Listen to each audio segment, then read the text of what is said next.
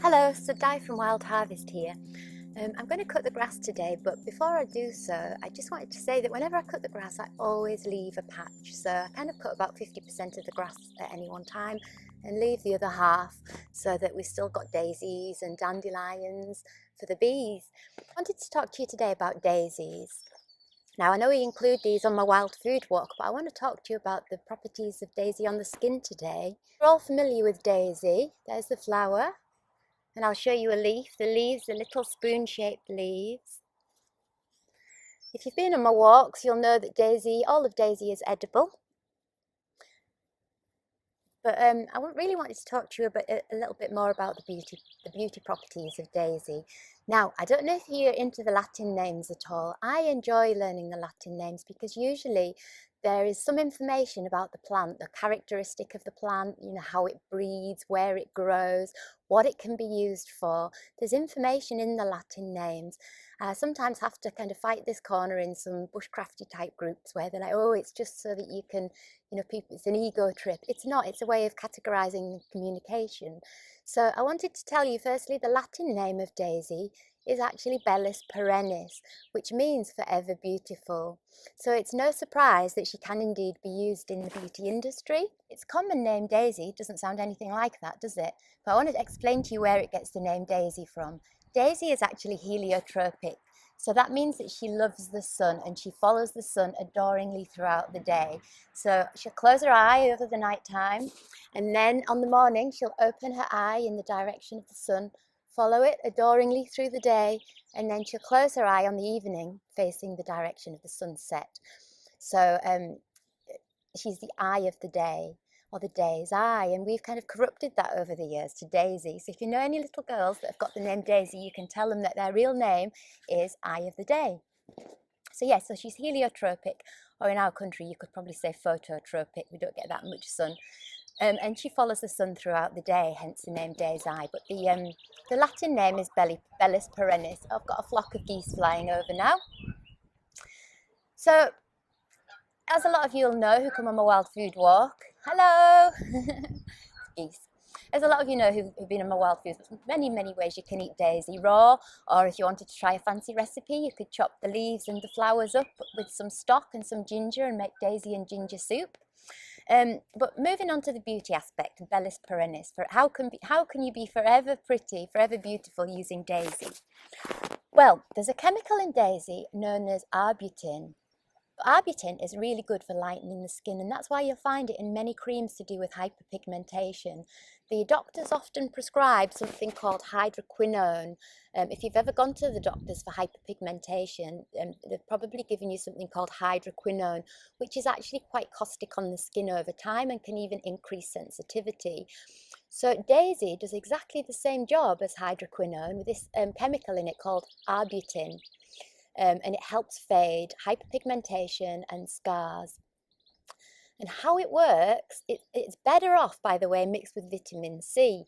That kind of increases the strength of arbutin. So if you were going to use daisy for arbutin, try and add something that's got vitamin C in to help kind of strengthen it. But how arbutin works is it acts on melanin.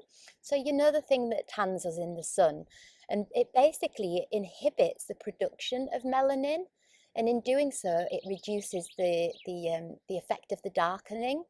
So it tends to take about 1 to 2 months to do that, consistent use. And the minute you stop taking it, then it basically it's not a permanent solution.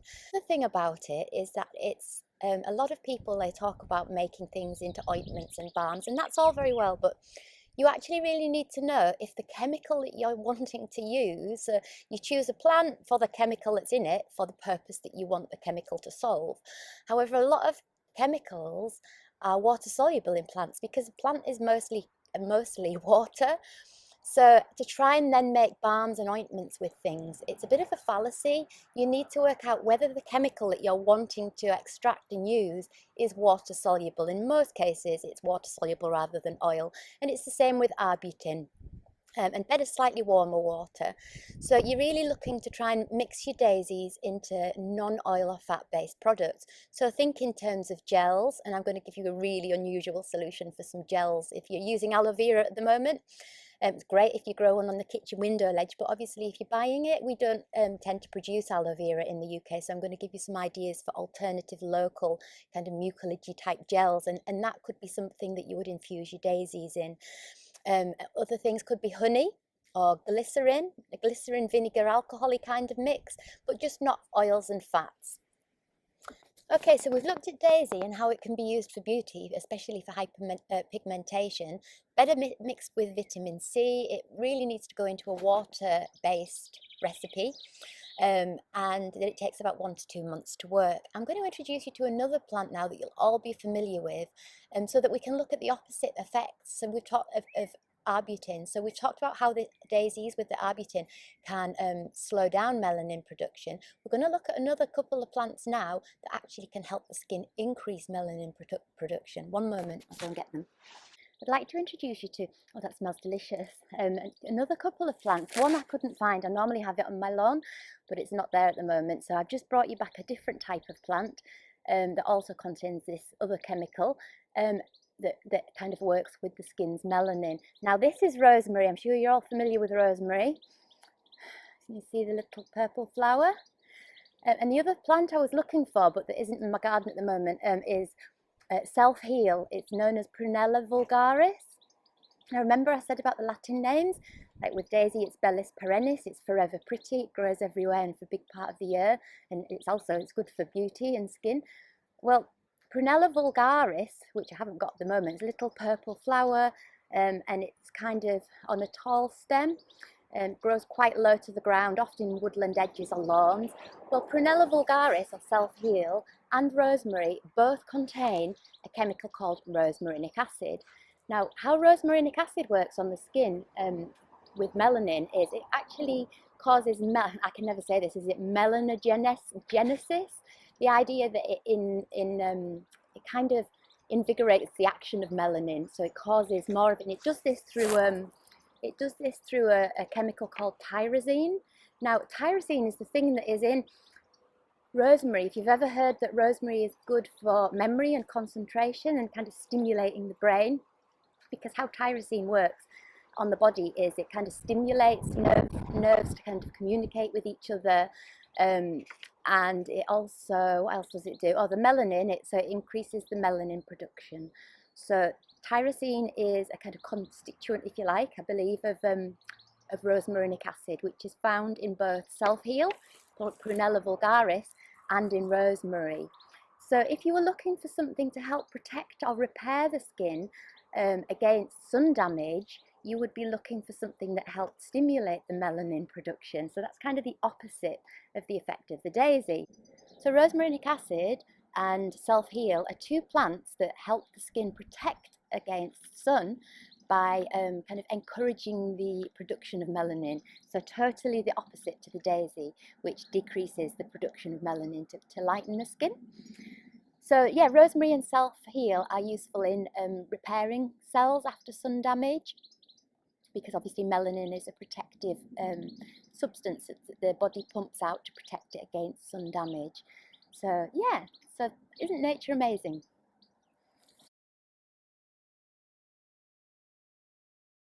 While I'm sat down here on the lawn, before I cut some of it, I'd like to talk to you about another very common lawn plant. In addition to daisies, it's actually grass. And you might be surprised to learn that you can use grass in beauty products. How ace is that? Because grass is everywhere. Now, the actual, the part of grass that we're looking for is cellulose. Cellulose is one of the most, if not the most abundant natural chemical on the planet, really, because it forms, it's every cell in every plant, the walls of it are formed from cellulose pretty much. So how can cellulose help the skin? Well, cellulose acts to soothe and rehydrate skin, and how it does that is it's got something in it called fibrils, and fibrils are kind of really irregular shaped, well, like fibres really, and because of the rough surface area they have an ability to absorb moisture from the air. If you've ever used glycerin as a humectant or heard of glycerin, it has that similar effect of kind of plumping up and absorbing moisture out of the air to plump up the skin.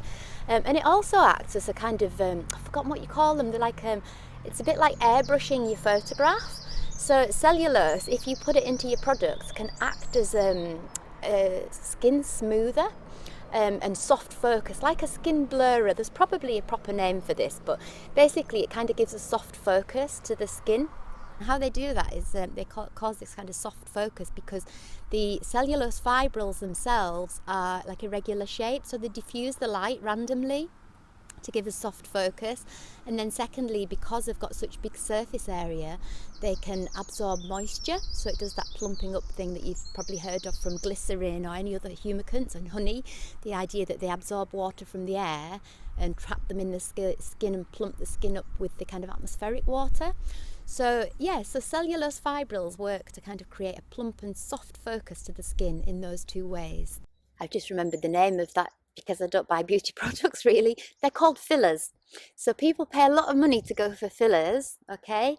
Things, kind of chemicals or whatever that you put in where lines are to plump the lines out. Well, we have grass, and grass has cellulose fibrils that act just like dermal fillers. So how do we extract the cellulose fibrils from the grass?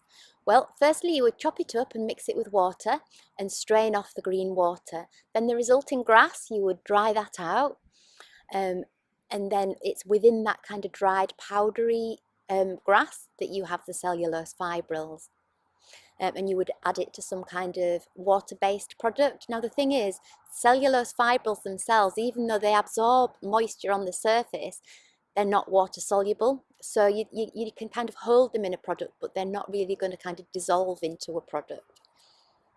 Or unless you have a really high shear rate, which is kind of how fast you would spin it. I just have a food processor and a pestle mortar, so I kind of don't really go into shear rates. But if you've got a laboratory type processor blitzer, you can kind of set the time and the shear rate so that you've got a chance of getting the cellulose fibrils to blend into your product. But for the rest of us, they're just sitting there to be kind of carried by the product that we've created and deposited on the skin. So, which to me will have to be good enough. Got lorries going past as usual. It's not tractors and geese flying over and my cockerel's crying. Okay, so we've looked at daisies and we've looked at rosemary and self-heal. I'd just like to introduce you, and we've looked at grass.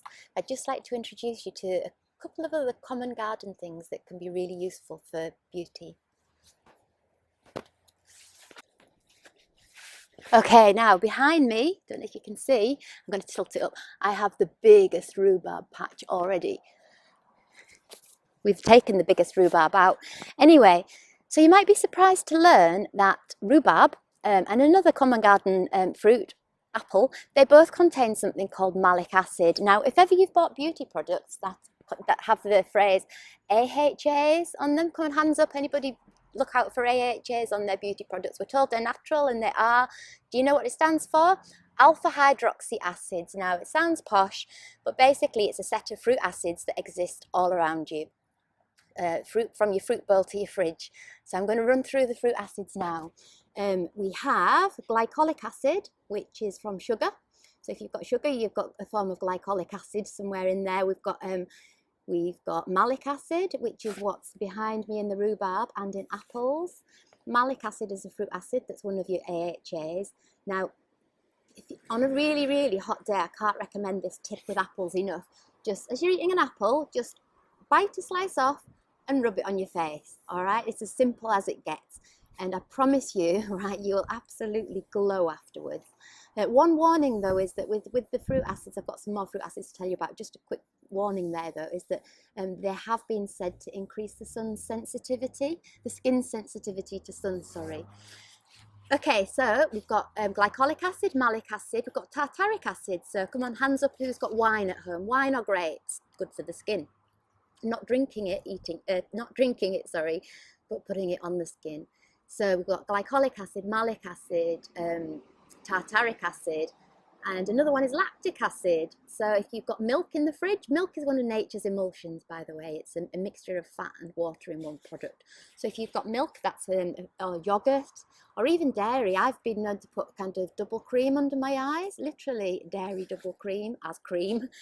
So yeah, lactic acid is another one of the five acids.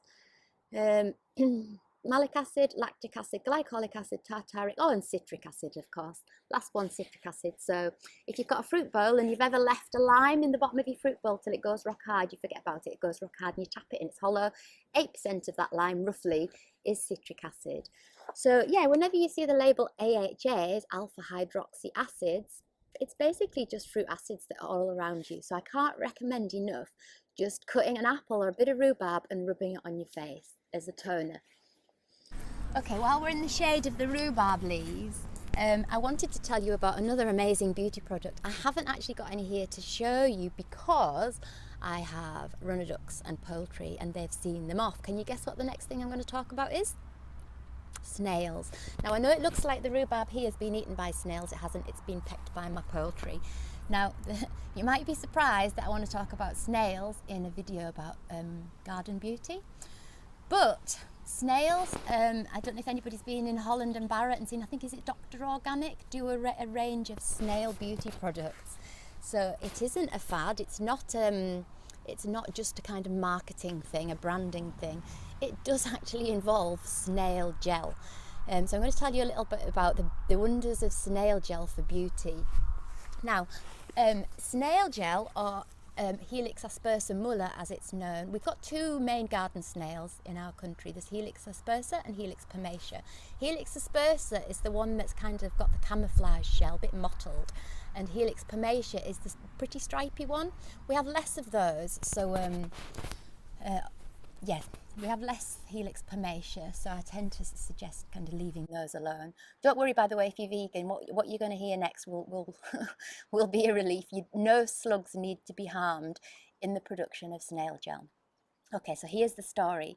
Snail gel was first realised to be good for the skin and healing wounds and soothing skin and softening skin when Chilean snail farmers that were out in kind of farming the snails for the French gastro market, they noticed at the end of the day any cuts they had on the hands would heal really, really quickly. Their skin on their hands was really soft, and they started to make this association between snails and the slime of the snails that they were holding and the skin softness on the hand. Anyway, it kind of became a thing and snail products were being made for the skin. But the problem is snails were being killed in the process of making this because to extract the snail gel, this healing Helix aspersa muller, to extract that, the snail kind of had to be in fear. So it was believed it had to be in fear, so they were killing the snails to extract the snail gel. Anyway, I think just over the last few years, some Italian farmer has found a way of ethically extracting snail gel. And of course, we've got snails all over in the UK as this kind of wound healing, skin softening thing without killing the snails. And what he found was that snails will also exude snail gel, not just when they're in stress, but when they're happy. So he basically collects snails and he sprays them with warm water, like a warm shower, and they exude more of this snail gel, which he then I think it gets mixed with the water and he extracts it from the water and makes his snail gel products. So there's a lesser known fact about snails. So snail gel, Helix aspersa muller, is actually a thing in the beauty industry, and it is scientifically proven to soften the skin and heal wounds. Now, when I've been talking to you about plants and the idea that when you want to use a chemical in them, you've got to find out whether that chemical is water soluble or oil soluble. Some of the things that you can put the plants for the chemical that I'm talking about into would be things like normally aloe vera, say. So locally we could use snail gel as the medium that holds the chemical from either, say, the rosmarinic acid or the arbutin, and hold that in the snail gel, so it has this double whammy of plant goodness and the goodness from the medium itself, the snail gel. Now I haven't made snail gel yet, and I'm not really sure how to kind of shower the snails, but also, of course, my Indian runner ducks have seen off every snail anyway. So, yeah, but it's just an idea if you wanted to go down that route. So instead of that, what I want to do is talk to you about other natural things around us that we can use as a product in itself, but as a medium, in the same way that you would use aloe vera gel. Yeah, so it's that kind of, it's the non-oil, non-fat medium that can hold these plant chemicals that I'm talking about.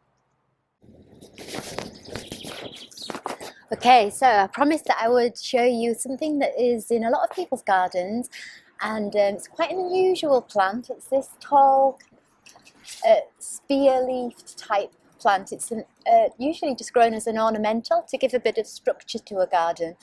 Now, this is New Zealand flax. I'm going to try and lift the camera up so you can see the full height of it. You see, it's huge. And I regularly have to cut this back because it's been planted right on our path in front of the door, and it catches people's faces as they walk past. Now, the interesting thing about New Zealand flax is, well, I was talking about kind of mucilage type products for beauty, so that if you were using aloe vera, I promised I would show you something that grows all around you without having to import aloe vera products. And this is it. So here we've got Phormium tenax is its Latin name, or New Zealand flax.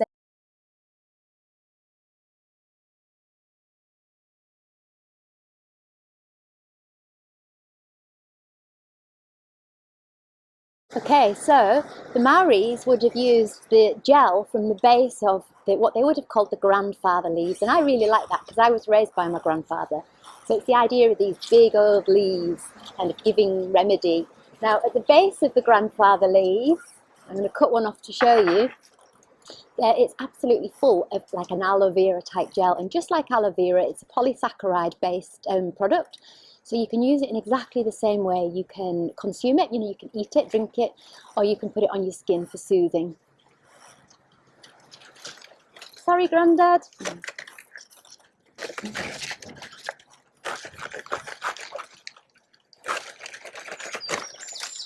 Right.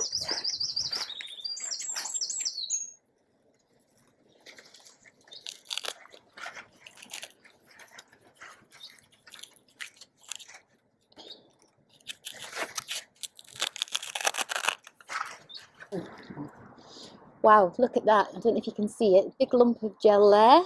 And there's lots more here on my thumb. Look at it all coming out. So this is the base of a grandfather leaf.